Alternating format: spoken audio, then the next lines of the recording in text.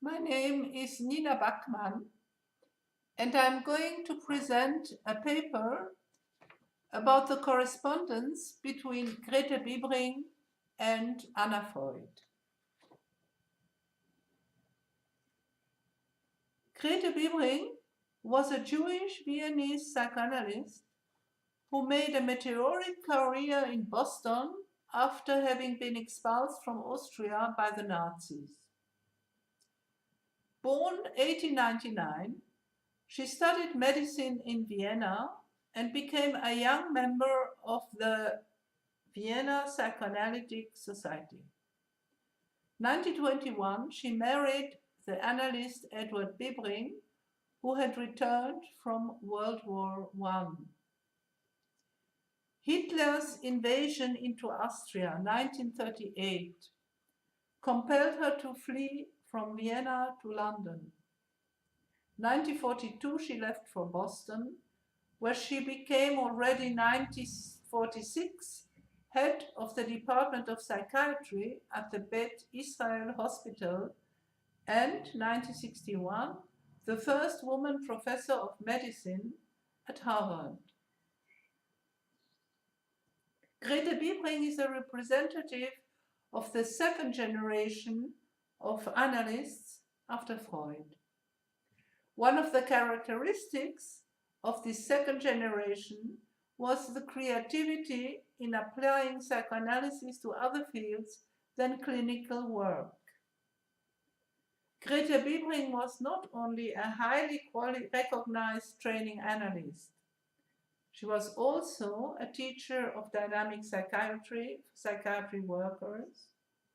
Her keen interest in women led her to conduct a 15 years research on the psychological processes in pregnancy.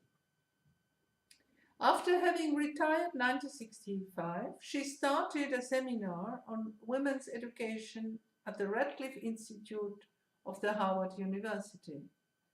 She published more than 30 papers in both medical and psychoanalytic journals. Emigration has regained a tragic actuality nowadays. Grete Bibring's astounding career in the United States may have resulted from her situation as a foreigner, eager to take a place in her new country.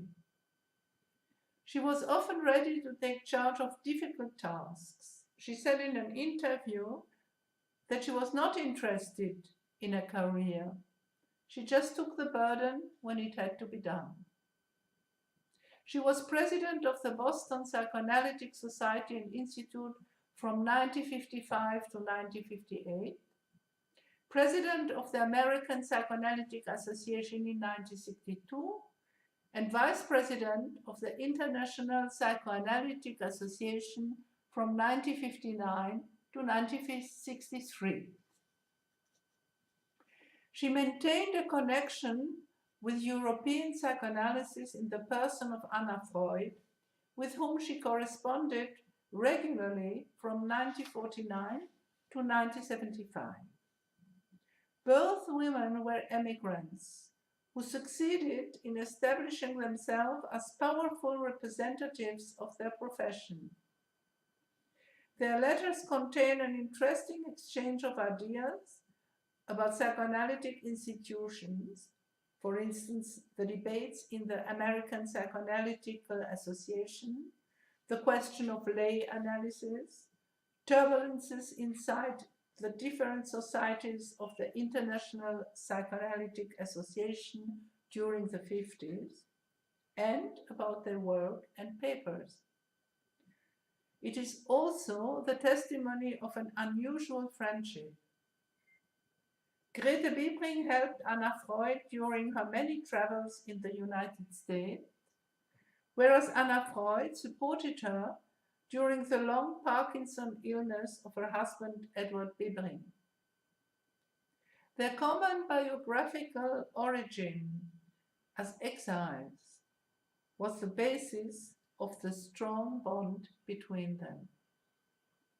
It comes up when Anna Freud decided to turned for the first time in Austria to participate to the International Psychoanalytic Congress 1971, whereas Grete Bibring had to renounce because of her health problems.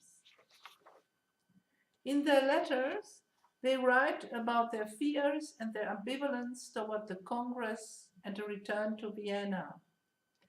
Traces of the traumas and losses appear. For the first time, near the end of her life, she died in 1977, Grete Bibring expresses her regret to have left Europe. Thus, the circle of her accomplished and active life closes with a look back into the past.